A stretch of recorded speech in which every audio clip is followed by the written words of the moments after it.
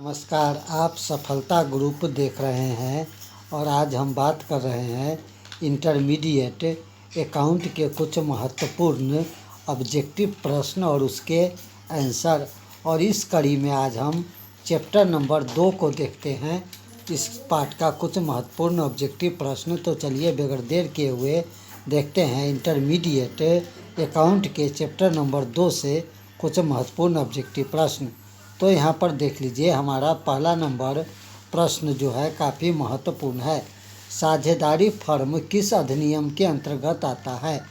भारतीय साझेदार अधिनियम 1932 की धारा 4 से। तो हमारा सही आंसर यहाँ पर ऑप्शन नंबर ए जो है बिल्कुल सही हो जाएगा। भारतीय साझेदारी अधिनियम 1932 की धारा 4 से 4 के अंतर्गत साझेदारी फर्म जो है आता है। चलिए नंबर 2 प्रश्न जानते हैं। नंबर 2 प्रश्न भी आपको काफ़ी महत्वपूर्ण प्रश्न है। निम्नलिखित में कौन साझेदारी के लक्षण है? वैधानिक व्यवस्था, संचालन, असीमित दायित्व और ऑप्शन डी सभी। तो सही आंसर है आपको 2 का ऑप्शन नंबर डी जो है बिल्कुल सही हो जाएगा। साझेदारी के लक्षण है, वैधानिक व्यवस्था भी है, संचालन भी है और सीमित दायित्व भी है। यानी सही आंसर आपको ऑप्शन नंबर डी जो है बिल्कुल सही हो जाएगा। तीसरा नंबर प्रश्न जानते हैं। तीसरा नंबर प्रश्न भी आपको काफ़ी महत्वपूर्ण प्रश्न है। तीसरा नंबर प्रश्न को देख लीजिए। तीसरा नंबर प्रश्न कहता है कि साझेदारी दायित्व साझेदारी अधिनियम किस अधिनियम के पास होने पर हुआ?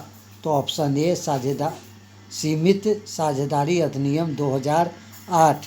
चलिए अगला प्रश्न जानते हैं। हमारा चौथा नंबर प्रश्न को देखते हैं। चौथा नंबर प्रश्न भी आपको काफ़ी महत्वपूर्ण प्रश्न है। चौथा नंबर प्रश्न कहता है साझेदारी की रचना डैश से होती है?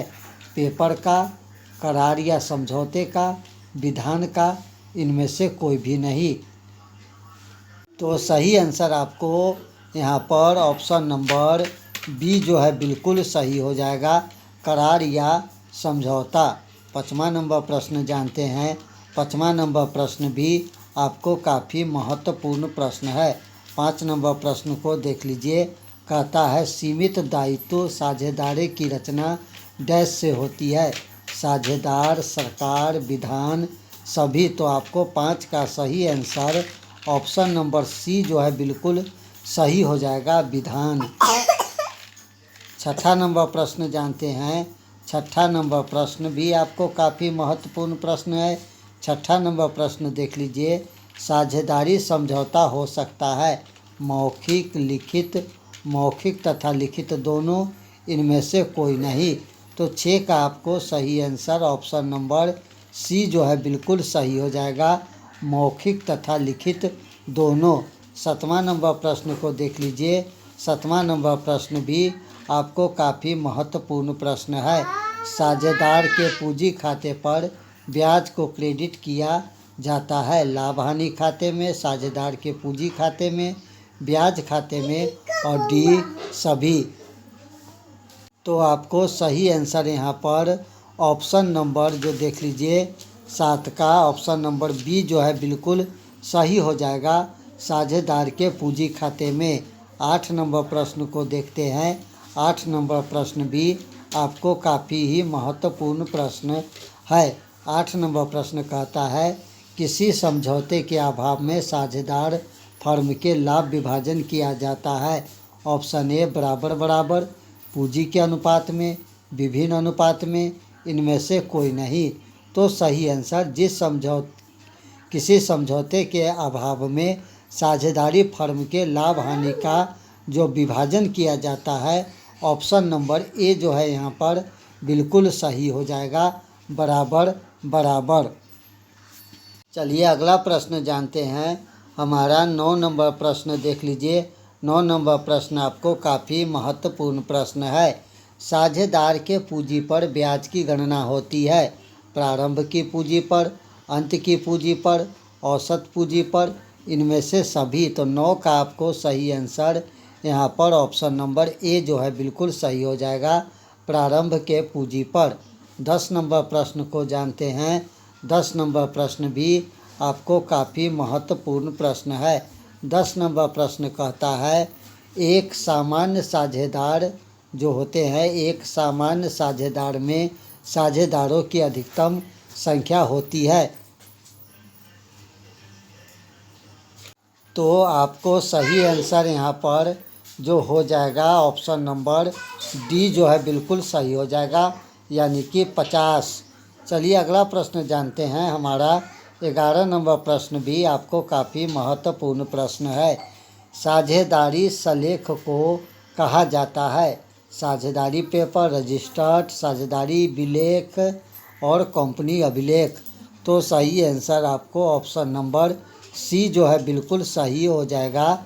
साझेदारी विलेख हमारा सही आंसर। 12 नंबर प्रश्न को देख लीजिए। 12 नंबर प्रश्न भी आपको काफ़ी ही महत्वपूर्ण प्रश्न है। 12 नंबर प्रश्न कहता है, साझेदारी सलेख के अभाव में साझेदार के ऋण पर जो है ऋण पर ब्याज किस दर से दिया जाता है। ऑप्शन ए को देख लीजिए, 12% वार्षिक, 6% वार्षिक, 6 महीने, 4 महीने। तो आपको सही आंसर यहाँ पर जो है ऑप्शन नंबर बी जो है बिल्कुल सही हो जाएगा, यानी कि 6% वार्षिक।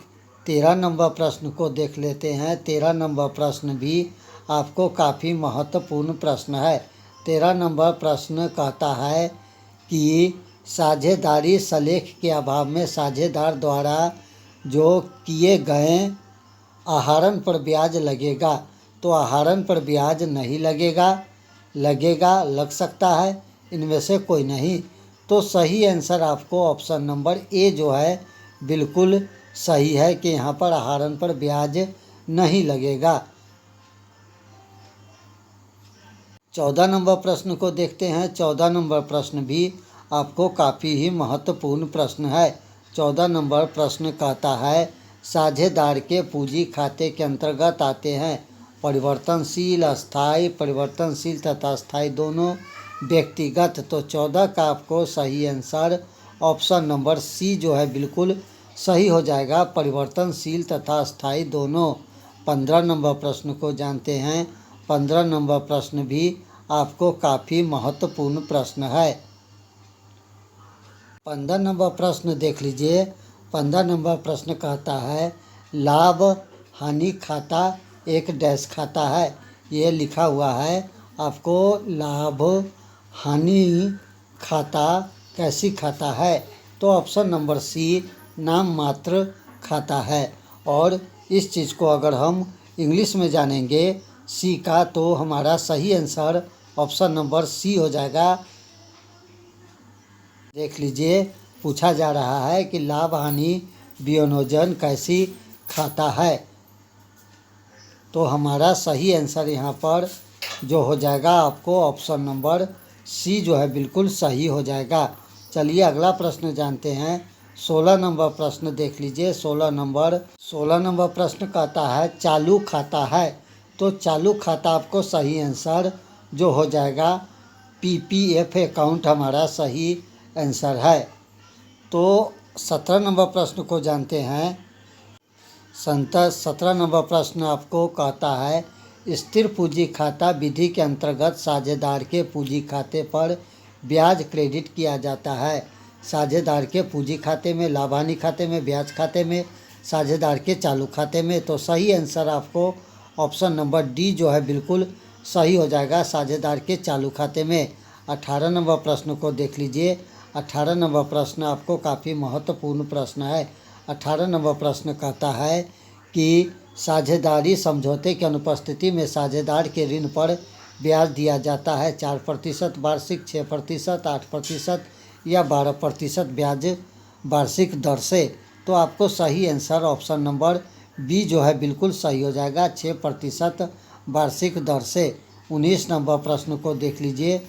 19 नंबर प्रश्न भी आपको काफ़ी महत्वपूर्ण प्रश्न है। साझेदारी फर्म जो होते हैं, साझेदारी फर्म के लाभ हानि नियोजन खाते को क्रेडिट जो किया जाता है वो आपको साइड में लिखा जाने वाला है। तो आपको सही आंसर 19 का ऑप्शन नंबर डी, ए और बी दोनों हो जाएगा। आहरण पर ब्याज भी हो जाएगा और शुद्ध लाभ भी हो जाएगा।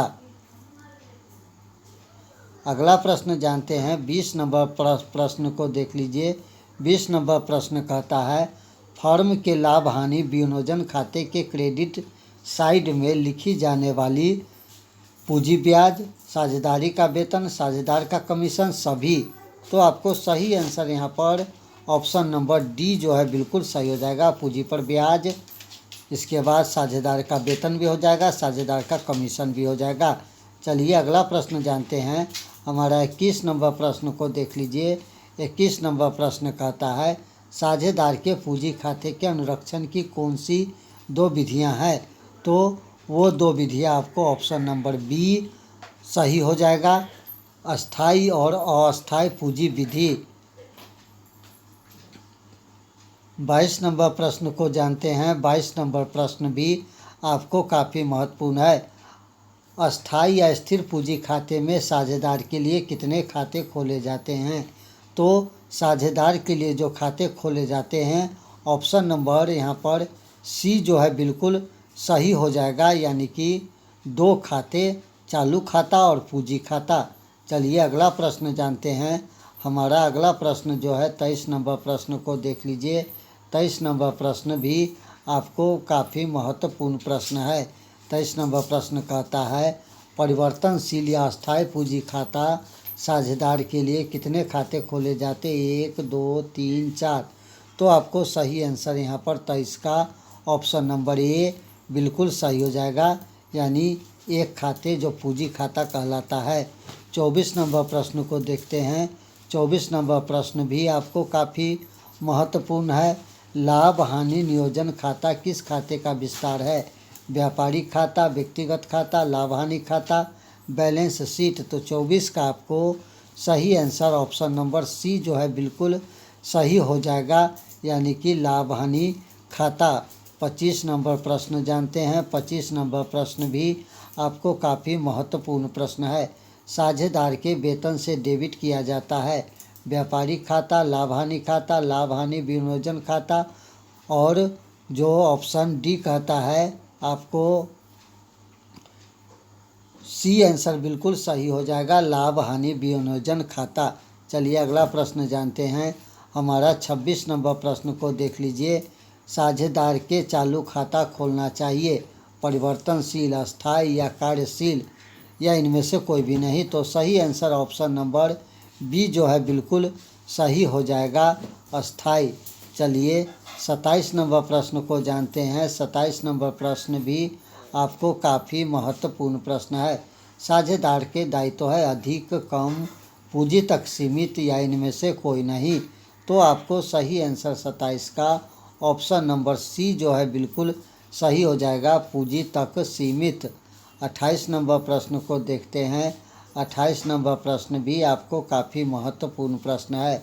साझेदारी सलेख को कहा जाता है प्रवीण, पार्षद, अनंतरनियम, साझेदार के सिद्धांत, साझेदार का अनंतरनियम। तो सही आंसर आपको ऑप्शन नंबर डी जो है बिल्कुल सही हो जाएगा, साझेदार के का अंतरनियम। तो अगला प्रश्न जानते हैं। 29 नंबर प्रश्न को देख लीजिए। 29 नंबर प्रश्न, साझेदार का फर्म से संबंध होता प्रबंधन का, सेवक का, एजेंट का, मालिक का?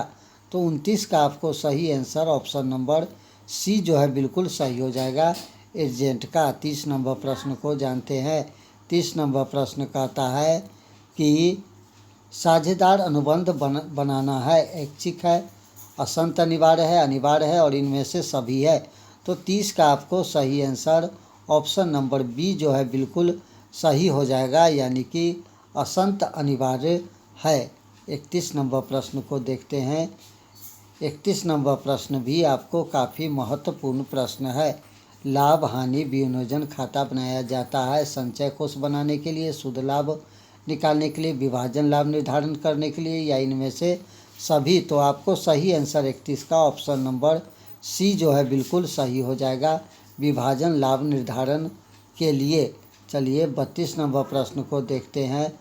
32 नंबर प्रश्न कहता है, निम्न में से कौन सा लाभ का विनियोजन है?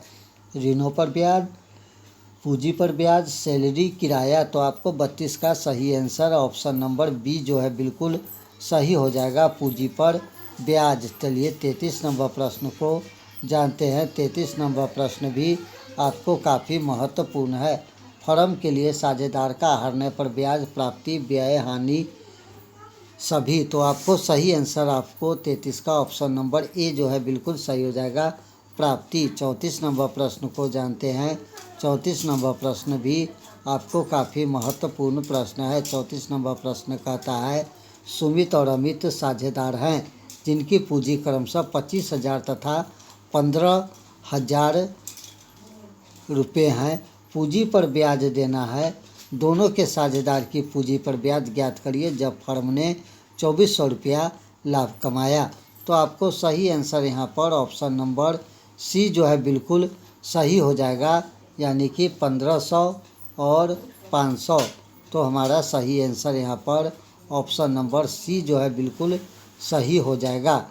चलिए अगला प्रश्न जानते हैं। 35 नंबर प्रश्न जानते हैं। 35 नंबर प्रश्न कहता है, आर प्रति माह 1000 प्रत्येक माह के अंत में आहरित करता है। यदि ब्याज की दर 5% वार्षिक हो तो आहरने पर कुल ब्याज होगा 312, 879, 300 और 275। तो सही आंसर आपको ऑप्शन नंबर डी जो है बिल्कुल सही हो जाएगा, यानी कि 275। 36 नंबर प्रश्न को जानते हैं। 36 नंबर प्रश्न जो है काफ़ी महत्वपूर्ण प्रश्न है। 36 नंबर प्रश्न कहता है, सिकंदर के लिए आहरण पर 12% वार्षिक ब्याज की दर से ब्याज की गणना कीजिए यदि उसने माह में एक बार 2000 आहरित किया हो। 1780, 1440, 353 और 2445। तो आपको सही आंसर यहाँ पर ऑप्शन नंबर बी जो है बिल्कुल सही हो जाएगा, 1440। 37 नंबर प्रश्न को जानते हैं। 37 नंबर प्रश्न कहता है, साझेदार के चालू खाता हमेशा होगा डेबिट बैलेंस, क्रेडिट बैलेंस, दोनों या ये सभी। तो आपको सही आंसर आपको ऑप्शन नंबर सी जो है बिल्कुल सही हो जाएगा, दोनों होंगे। तो ये था आपको इंटरमीडिएट अकाउंट के कुछ महत्वपूर्ण ऑब्जेक्टिव प्रश्न। तो ये था आपको अकाउंट के कुछ महत्वपूर्ण ऑब्जेक्टिव प्रश्न जो हमने लिया था। साझेदारी फर्म का लेखांकन आधारभूत अवधारणा चैप्टर से। तो इससे पहले का वीडियो अपलोड है, भाग 1 वीडियो अपलोड है, अगर नहीं देखा है तो जाके उसे आप देख लीजिए। तो दोस्तों मिलते हैं फिर एक अगले वीडियो में, तब तक के लिए दीजिए इजाज़त। नमस्कार, जय हिंद। आप बने रहिए सफलता ग्रुप के साथ।